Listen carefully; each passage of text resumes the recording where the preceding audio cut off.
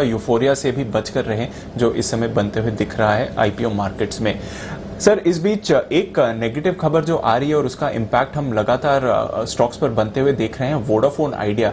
एक तो इस स्टॉक पर ही हमने देखा है कि ऑलरेडी भारी गिरावट आ गई है, 9 रुपए से गिरकर अब ये 6 रुपए का हो गया है, और इसके साथ ही हम बाकी रिलेटेड स्टॉक्स में भी दबाव बनते हुए देख रहे हैं। कितने सिग्निफिकेंट है इस समय वोडाफोन आइडिया की चिंता, क्योंकि कल तो बिरला साहब ने नॉन एग्जीक्यूटिव चेयरमैन पद से भी इस्तीफा दे दिया है।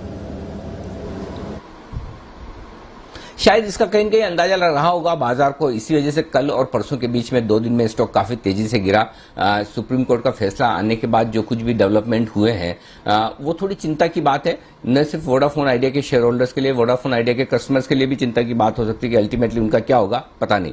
तो मेरा पॉइंट सिंपल ये है दीप की थोड़ी सी दिक्कत की बात तो है, और इसका मतलब ये कि अब शायद कहीं कहीं बिरला ग्रुप ये मन बना चुका है कि अब हम और पैसा नहीं डालेंगे, और अगर और पैसा नहीं डालेंगे तो इसका मतलब बिल्कुल साफ है कि इसका मतलब यह है कि शायद वोडाफोन आइडिया अब आगे चल न पाए, बंद होने की नौबत आ सकती है। अब क्या वाकई में इतना बड़ा टेलीकॉम ऑपरेटर बंद हो जाएगा, किसी और सरकारी या निजी कंपनी के साथ मर्ज हो जाएगा, क्या होगा, कैसे होगा, बैंकों के पैसों का क्या होगा, बिरला ग्रुप की दूसरी कंपनियों पर क्या इसका असर पड़ेगा, ये सारी चीजें असेसमेंट करने वाली है। और ये असेसमेंट सही और सही तरीके से तब हो पाएगा जब ये पता चलेगा कि वाकई में क्या बिरला ग्रुप ने फाइनली इस कंपनी को बंद करने का मन बना लिया है। लेकिन एक एक करके जो डेवलपमेंट होते हुए दिख रहे हैं वो डेवलपमेंट अच्छे नहीं है वोडाफोन आइडिया के शेयर होल्डर्स के लिए भी और वोडाफोन आइडिया के कस्टमर्स के लिए भी। यहाँ पर चिंता की बात है। अब रहा सवाल ये कि 6 रुपए में क्या किया जाए। अब ये एक ट्रिकी क्वेश्चन है। कल आप दोपहर में भी इस चीज को बात कर रहे थे। अब होता यही है कि कहीं उम्मीदें होती है, कहीं निराशा होती है।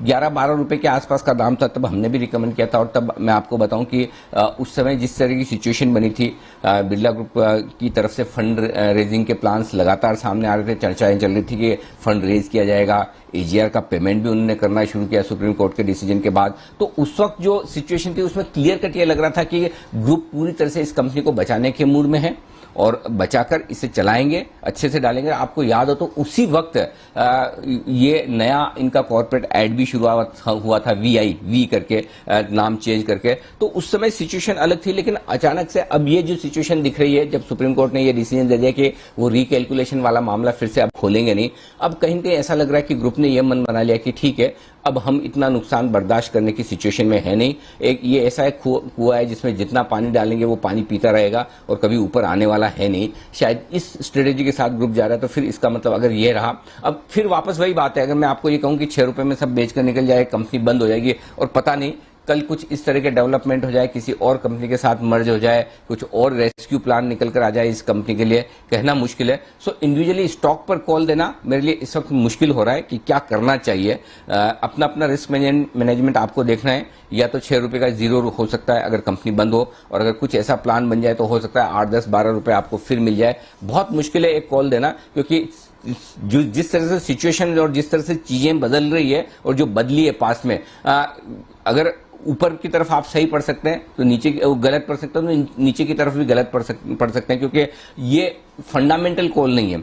ये कॉल इस बात को लेकर है कि कंपनी चलेगी या बंद रहेगी, और ये कॉल लेना आपके हमारे बस की बात है नहीं, सीरियसली। तो मेरा ये मानना है, आई एम श्योर हमारे काफी दर्शक हैं जो वोडाफोन आइडिया का शेयर खरीदकर परेशान है। 50%, किसी का 40% टूट चुका है। मैं समझ सकता हूं उनके भारी भरकम नुकसान के लिए, लेकिन स्टॉक मार्केट में आप बढ़िया से बढ़िया कंपनियों में भी पैसा लगाना चाहते हैं, बढ़िया से बढ़िया ग्रुप की कंपनियों में पैसा लगाना चाहते हैं। मैं एक एग्जांपल और आपको देता हूं। पिछले क्वार्टर में आप देखिएगा आईडीएफसी फर्स्ट बैंक ने प्रोविजनिंग वापस की है। जो उन्होंने वोडाफोन आइडिया के लोन को लेकर प्रोविजनिंग की थी, उन्होंने कहा कि हमने इतनी ज्यादा प्रोविजनिंग कर रखी है, इतनी जरूरत नहीं। जिस तरह से मैनेजमेंट ने कमेंट्री दी है, एजीआर का भुगतान किया, उसको लेकर हमें लगता है कि जो हम मानकर चल रहे थे कि वोडाफोन आइडिया का लॉस होगा, हमने जो लोन दिया उस पर लॉस नहीं होगा, आधा हम राइट बैक कर रहे हैं। अगर आईडीएफसी फर्स्ट बैंक जैसा लेंडर भी ये सोच सकता है कि नहीं कंपनी बचेगी, हम सोच सकते हैं, सारे एक्सपर्ट सोच सकते हैं, लेकिन चीजें कई बार इस तरह से बदलती है कि इनका अंदाजा लगाना मुश्किल होता है। मैं कोई इस तरह से ये नहीं कह रहा कि क्यों हमने कॉल दे दिया, सबने कॉल दिया 10-12 रुपए में खरीदना चाहिए। ये स्टॉक मार्केट की इनहेरेंट रिस्क है जो एक आपको किसी न किसी तरह का एजम्पशन के साथ चलनी पड़ती है। लेकिन पॉइंट सिंपल ये है कि ये रिस्क हमेशा रहती है, अच्छी से अच्छी क्वालिटी की कंपनियों में भी रहती है और खराब क्वालिटी की कंपनियों में तो रहती ही है। तो मेरा ये समझना है, अगर आपकी रिस्क लेने की ताकत है कि ठीक है मेरा 6 रुपए बचा हुआ गया तो भी मैं उसके लिए बर्दाश्त करने को तैयार हूं, तो आप एक बार होल्ड करके देखें, फाइनली आ जाने दें कि क्या वाकई में ये स्टॉक, ये कंपनी बचेगी या नहीं बचेगी। और आपको लगता है नहीं, जितना नुकसान हुआ छोड़िए, जो आ रहा है लेकर खत्म करते हैं, तो फिर आपके लिए निकल जाने की राय।